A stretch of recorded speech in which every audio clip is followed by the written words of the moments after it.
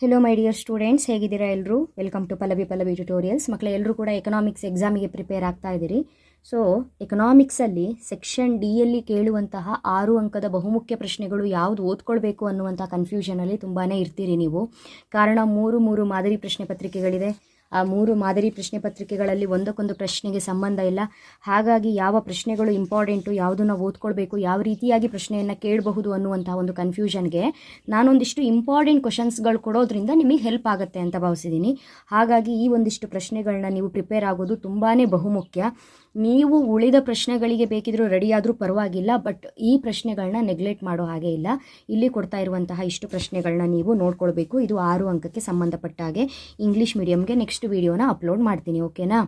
ಹಾಗಾದರೆ ಈ ಪ್ರಶ್ನೆಗಳನ್ನು ಯಾವ ಆಧಾರದ ಮೇಲೆ ನಾನು ನಿಮಗೆ ಕೊಡ್ತಾ ಇದ್ದೀನಿ ಅಂತ ಹೇಳಿದ್ರೆ, ನಿಮ್ಮ 3 ಮಾದರಿ ಪ್ರಶ್ನೆ ಪತ್ರಿಕೆಯನ್ನು ಅನಲೈಸ್ ಮಾಡಿ, ಅದರ ಜೊತೆಗೆ 2024ರ ವಾರ್ಷಿಕ ಪರೀಕ್ಷೆ ಪ್ರಶ್ನೆ ಪತ್ರಿಕೆ ಹಾಗೂ 2023ರಲ್ಲಿ ಕೇಳಿರುವಂತಹ ವಾರ್ಷಿಕ ಪರೀಕ್ಷೆಯ ಪ್ರಶ್ನೆ ಏನು ಕೇಳಿದ್ದಾರೆ ಅದು, ಹಾಗೂ 2023-24ರ ಮಾದರಿ ಪ್ರಶ್ನೆ ಪತ್ರಿಕೆ ಟೋಟಲ್ ಆಗಿ 7 ಪ್ರಶ್ನೆ ಪತ್ರಿಕೆಗಳನ್ನು ಕರೆಕ್ಟಾಗಿ ಅನಲೈಸ್ ಮಾಡಿ ಕೊಟ್ಟಿರುವಂಥ ಪ್ರಶ್ನೆಗಳು. ಹಾಗಾಗಿ ಸರಿಯಾಗಿ ಓದ್ಕೊಳ್ಬೇಕು. ಇಲ್ಲಿ ಕೊಟ್ಟಿರುವಂಥ ಪ್ರಶ್ನೆಗಳು ತುಂಬಾ ಇಂಪಾರ್ಟೆಂಟ್ ಆಗಿರುತ್ತೆ. ಹಾಗಾದರೆ ಮೊದಲ ಪ್ರಶ್ನೆ ಯಾವ ರೀತಿಯಾಗಿ ಓದ್ಕೊಳ್ಬೇಕು ಅಂತ ಹೇಳಿದ್ರೆ, ನಾನಿಲ್ಲಿ ಪ್ರಶ್ನೆಯನ್ನು ಯಾವ ರೀತಿಯಾಗಿ ಯಾವ ಆರ್ಡ್ರ್ ವೈಸಲ್ಲಿ ಕೊಟ್ಟಿದ್ದೀನಿ ಅದೇ ಆರ್ಡ್ರ್ ವೈಸಲ್ಲಿ ಓದ್ಕೊಳ್ತಾ ಹೋಗಿ ಬಹುಮುಖ್ಯವಾಗಿರುತ್ತೆ. ಮೊದಲ ಬಹುಮುಖ್ಯ ಪ್ರಶ್ನೆ, ಇಳಿಮುಖ ಸೀಮಾಂತ ತುಷ್ಟಿಗುಣ ನಿಯಮವನ್ನು ಕೋಷ್ಟಕ ಮತ್ತು ರೇಖಾಚಿತ್ರದ ಸಹಾಯದಿಂದ ವಿವರಿಸಿ. ಈ ಒಂದು ವಿಡಿಯೋದಲ್ಲಿ ಪ್ರಶ್ನೆಯನ್ನು ಮಾತ್ರ ಕೊಡಲಿಕ್ಕೆ ಸಾಧ್ಯ, ಕಾರಣ ಇಷ್ಟು ಪ್ರಶ್ನೆಗೆ ಉತ್ತರವನ್ನು ಒಂದು ವಿಡಿಯೋದಲ್ಲಿ ಕೊಡಲಿಕ್ಕಾಗಲ್ಲ. ಆಲ್ಮೋಸ್ಟ್ ಎಲ್ಲ ಒಂದು ಪ್ರಶ್ನೆಗೆ ಉತ್ತರ ಸಿಗುತ್ತೆ ನನ್ನ ಚಾನಲಲ್ಲಿ. ಬಟ್ ನಿಮ್ಮ 2024-25ನೇ ಸಾಲಿನ ವಾರ್ಷಿಕ ಪರೀಕ್ಷೆಗೆ ಸಂಬಂಧಪಟ್ಟಂತೆ ಈ ತಯಾರಿಗಾಗಿ ಪ್ರತಿಯೊಂದು ಪ್ರಶ್ನೆಗೂ ಕೂಡ ಉತ್ತರವನ್ನು ಇನ್ನೊಂದ್ಸಲ ಅಪ್ಲೋಡ್ ಮಾಡ್ತೀನಿ. ಹಾಗಾಗಿ ಈ ವಿಡಿಯೋದ ಡಿಸ್ಕ್ರಿಪ್ಷನಲ್ಲಿ ನಾನು ವೀಡಿಯೋಸ್ಗಳನ್ನ ಅಪ್ಲೋಡ್ ಮಾಡಿದ ತಕ್ಷಣ ಅಥವಾ ಕಮೆಂಟಲ್ಲಿ ವಿಡಿಯೋಸ್ಗಳನ್ನ ಅಪ್ಲೋಡ್ ಮಾಡಿದ ತಕ್ಷಣ ಆ ಒಂದು ಲಿಂಕನ್ನು ಪಿನ್ ಮಾಡ್ತಾ ಬರ್ತೀನಿ, ನೋಡ್ತಾ ಇರಿ, ಓಕೆನಾ? ಇಳಿಮುಖ ಸೀಮಾಂತ ತುಷ್ಟಿಗುಣ ನಿಯಮವನ್ನು ಕೋಷ್ಟಕ ಮತ್ತು ರೇಖಾಚಿತ್ರದ ಸಹಾಯದಿಂದ ವಿವರಿಸಿ. ಎರಡನೇ ಪ್ರಶ್ನೆ, ಸಮಗ್ರ ಆರ್ಥಿಕ ಅನನ್ಯತೆಗಳನ್ನು ವಿವರಿಸಿ. ಮೂರನೇ ಪ್ರಶ್ನೆ, ಒಂದು ಉದ್ಯಮ ಘಟಕದ SMC ವಿವರ ಪಟ್ಟಿಯನ್ನು ಈ ಕೆಳಗಿನ ಕೋಷ್ಟಕದಲ್ಲಿ ನೀಡಲಾಗಿದೆ. ಒಂದು ಉದ್ಯಮ ಘಟಕದ ಸ್ಥಿರ ವೆಚ್ಚ 100 ರೂಪಾಯಿ ಇದ್ದಾಗ ಉದ್ಯಮ ಘಟಕದ TVC, TC, AVC ಮತ್ತು SACಗಳ ವಿವರ ಪಟ್ಟಿಯನ್ನು ಕಂಡುಹಿಡಿಯಿರಿ. ಇಲ್ಲಿ ಕ್ಯೂ ಕ್ವಾಂಟಿಟಿ ಮತ್ತು SMCಯನ್ನು ಕೊಟ್ಟಿದ್ದಾರೆ. 0, 1, 2, 3, 4, 5, 6 ಕೊಟ್ಟಿದ್ದಾರೆ. ಅದರ SMC ಕೊಟ್ಟಿದ್ದಾರೆ ಅಮೌಂಟು.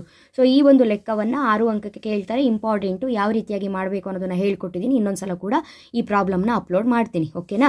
ನೆಕ್ಸ್ಟು, ಗೋಧಿಯ ಮಾರುಕಟ್ಟೆಗೆ ಸಂಬಂಧಪಟ್ಟಂತೆ 6 ಅಂಕದ ಪ್ರಶ್ನೆ, ಬಹುಮುಖ್ಯ ಪ್ರಶ್ನೆ ಅಂತ ಹೇಳ್ಬೋದು. ಕರೆಕ್ಟಾಗಿ ನೋಡ್ಕೊಳ್ಬೇಕು. ರೀಸೆಂಟಾಗಿ ನಿಮಗೆ ಈ ಒಂದು ಕಾನ್ಸೆಪ್ಟಿಗೆ ಯಾವ ರೀತಿಯಾಗಿ ಲೆಕ್ಕವನ್ನು ಮಾಡಬೇಕು ಅನ್ನೋದನ್ನು ಅಪ್ಲೋಡ್ ಮಾಡಿದ್ದೀನಿ. ಸಾಕಷ್ಟು ಜನ ನೋಡಿದಿರಿ, ಯಾರಾದರೂ ವಾಚ್ ಮಾಡಿಲ್ಲ ಅಂತ ಹೇಳಿದ್ರು ವಾಚ್ ಮಾಡಿ. ಇನ್ನೊಮ್ಮೆ ಬೇಕು ಅಂತ ಹೇಳಿದ್ರೆ ಎಕ್ಸ್ಪ್ಲೈನ್ ಮಾಡ್ತೀನಿ, ಓಕೆನಾ? ಗೋಧಿಯ ಮಾರುಕಟ್ಟೆ ಬೇಡಿಕೆ ಮತ್ತು ಮಾರುಕಟ್ಟೆ ಪೂರೈಕೆ ರೇಖೆಗಳನ್ನು ಈ ಕೆಳಗಿನಂತೆ ಕೊಡಲಾಗಿದೆ ಎಂದುಕೊಳ್ಳೋಣ. QD 250 ಮೈನಸ್ P ಮತ್ತು QS ಸಪ್ಲೈ 150 ಪ್ಲಸ್ P ಅಂತ ಹೇಳಿದ್ರೆ ಡಿಮ್ಯಾಂಡ್, ಬೇಡಿಕೆ ಮತ್ತು ಪೂರೈಕೆ. ಬೇಡಿಕೆ ಎಷ್ಟಿದೆ? 250 ಮೈನಸ್ P ಇದೆ. ಪೂರೈಕೆ ಎಷ್ಟಿದೆ? 150 ಪ್ಲಸ್ P ಇದೆ.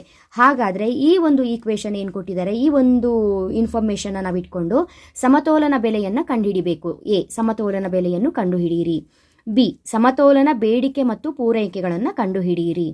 ನೆಕ್ಸ್ಟು C, ಬೆಲೆಯು ಸಮತೋಲನ ಬೆಲೆಗಿಂತ ಹೆಚ್ಚಾದಾಗ ಸಮತೋಲನ ಬೇಡಿಕೆ ಮತ್ತು ಪೂರೈಕೆಯನ್ನು ಕಂಡುಹಿಡಿಯಿರಿ. ಸಮತೋಲನ ಬೆಲೆಯು ಬೆಲೆಗಿಂತ ಜಾಸ್ತಿ ಇದ್ದಾಗ ಸಮತೋಲನ ಬೇಡಿಕೆ ಮತ್ತು ಸಮತೋಲನ ಪೂರೈಕೆಯನ್ನು ಕಂಡುಹಿಡಿಯಿರಿ ಅಂತ 4 ಪ್ರಶ್ನೆಯನ್ನು ಕೇಳ್ತಾರೆ. ವೆರಿ ಈಸಿ, ಆರಾಮಾಗಿ 6 ಅಂಕಗಳನ್ನ ಪಡೆದುಕೊಳ್ಳಬಹುದು.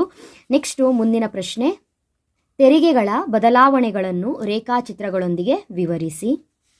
GDPಯನ್ನು ಲೆಕ್ಕಾಚಾರ ಮಾಡುವ ಎಲ್ಲ 3 ವಿಧಾನಗಳು ಒಂದೇ ಉತ್ತರವನ್ನು ನೀಡುತ್ತವೆ ಎಂಬುದನ್ನು ತೋರಿಸುವ ಒಂದು ಸಂಖ್ಯಾತ್ಮಕ ಉದಾಹರಣೆಯೊಂದಿಗೆ ವಿಶದಪಡಿಸಿ. ಮುಂದಿನ ಪ್ರಶ್ನೆ, GDPಯನ್ನು ಒಂದು ದೇಶದ ಯೋಗಕ್ಷೇಮದ ಸೂಚ್ಯಂಕವಾಗಿ ಬಳಸಿಕೊಳ್ಳುವುದರ ಮಿತಿಗಳನ್ನು ಬರೆಯಿರಿ.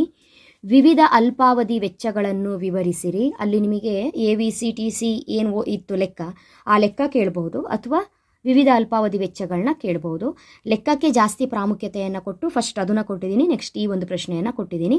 ಔದಾಸೀನ್ಯ ವಕ್ರರೇಖೆಯ ಲಕ್ಷಣಗಳನ್ನು ರೇಖಾಚಿತ್ರದೊಂದಿಗೆ ವಿವರಿಸಿ. ಇದು ಕೂಡ 2ನೇ ಅಧ್ಯಾಯ ಅನುಭೋಗಿಯ ವರ್ತನೆಯ ಸಿದ್ಧಾಂತಕ್ಕೆ ಸಂಬಂಧಪಟ್ಟಿದ್ದೆ. ತುಷ್ಟಿಗುಣ ನಿಯಮ ಇಂಪಾರ್ಟೆಂಟ್ ಅಂತ ಅದು ಫಸ್ಟ್ ಕೊಟ್ಟಿದ್ದೀನಿ, ಇದು ಸೆಕೆಂಡ್ ಕ್ವಶನ್ ಬಂದಿದೆ ನಿಮಗೆ. ಪರಿಪೂರ್ಣ ಪೈಪೋಟಿ ಮಾರುಕಟ್ಟೆಯಲ್ಲಿ ಉದ್ಯಮ ಘಟಕವೊಂದರ ಒಟ್ಟು ಆದಾಯ ಮತ್ತು ಸರಾಸರಿ ಆದಾಯವನ್ನು ರೇಖಾಚಿತ್ರಗಳ ಸಹಾಯದಿಂದ ವಿವರಿಸಿ. ಹಣದ ಕಾರ್ಯಗಳನ್ನು ವಿವರಿಸಿ. ಇದು ಹೇಗೆ ಸಾಟಿ ವಿನಿಮಯ ಪದ್ಧತಿಯ ದೋಷಗಳನ್ನು ನಿವಾರಿಸಿತು ತಿಳಿಸಿ. ಸ್ವೀಕೃತಿಗಳ ವರ್ಗೀಕರಣವನ್ನು ವಿವರಿಸಿ. ವೆಚ್ಚದ ವರ್ಗೀಕರಣವನ್ನು ವಿವರಿಸಿ. ಅನುಭೋಗಿಯ ಆದರ್ಶ ಆಯ್ಕೆಯನ್ನು ರೇಖಾಚಿತ್ರದ ಸಹಾಯದಿಂದ ವಿವರಿಸಿ. ಇದು ಕೂಡ 2ನೇ ಅಧ್ಯಾಯದಲ್ಲಿ ಬರುವಂತಹ ಪ್ರಶ್ನೆನೇ ಆಗಿದೆ. ಅನುಭೋಗಿಯ ಆದರ್ಶ ಆಯ್ಕೆಯನ್ನು ರೇಖಾಚಿತ್ರದ ಸಹಾಯದಿಂದ ವಿವರಿಸಿ. ಸೊ ಇಷ್ಟು ಪ್ರಶ್ನೆಗಳು ನಿಮ್ಮ ವಾರ್ಷಿಕ ಪರೀಕ್ಷಾ ದೃಷ್ಟಿಯಿಂದ ಬಹುಮುಖ್ಯವಾಗಿರುತ್ತೆ, ಕರೆಕ್ಟಾಗಿ ನೋಡ್ಕೊಳ್ಬೇಕು. ಇದರಲ್ಲಿ ಕೆಲವೊಂದು ಕಾನ್ಸೆಪ್ಟ್ಗಳನ್ನು 4 ಅಂಕಕ್ಕೆ ತಗೊಳ್ಳುವಂಥ ಚಾನ್ಸಸ್ಸು ಕೂಡ ತುಂಬಾ ಇದೆ. ಹಾಗಾಗಿ ಈ 6 ಅಂಕದ ಬಹುಮುಖ್ಯ ಪ್ರಶ್ನೆಗಳೇನಿದೆ ಇದಿಷ್ಟಕ್ಕೂ ನೀವು ಪ್ರಿಪೇರ್ ಆಗಬೇಕು. ಇಲ್ಲಿರುವಂತಹ ಪ್ರತಿಯೊಂದು ಪ್ರಶ್ನೆಗೂ ಕೂಡ ಉತ್ತರವನ್ನು ನಾನು ಅಪ್ಲೋಡ್ ಮಾಡ್ತಾ ಹೋಗ್ತೀನಿ. ಆ ಪ್ರತಿಯೊಂದು ಉತ್ತರದ ವಿಡಿಯೋದ ಲಿಂಕು ಇದೇ ವಿಡಿಯೋದ ಕಮೆಂಟಲ್ಲಿ ನಿಮಗೆ ಒಂದೊಂದೇ ಲಿಂಕು ನಾನು ಟ್ಯಾಗ್ ಮಾಡ್ತಾ ಹೋಗ್ತೀನಿ, ಸಿಗ್ತಾ ಹೋಗುತ್ತೆ. ಓಕೆನಾ? ಮುಂದಿನ ವಿಡಿಯೋದಲ್ಲಿ ಮತ್ತೆ ಸಿಗ್ತೀನಿ. ಅಲ್ಲಿವರೆಗೂ ಚೆನ್ನಾಗಿ ಓದ್ಕೊಳ್ಳಿ ಮಕ್ಕಳೇ, ಒಳ್ಳೆಯದಾಗಲಿ. Thank you.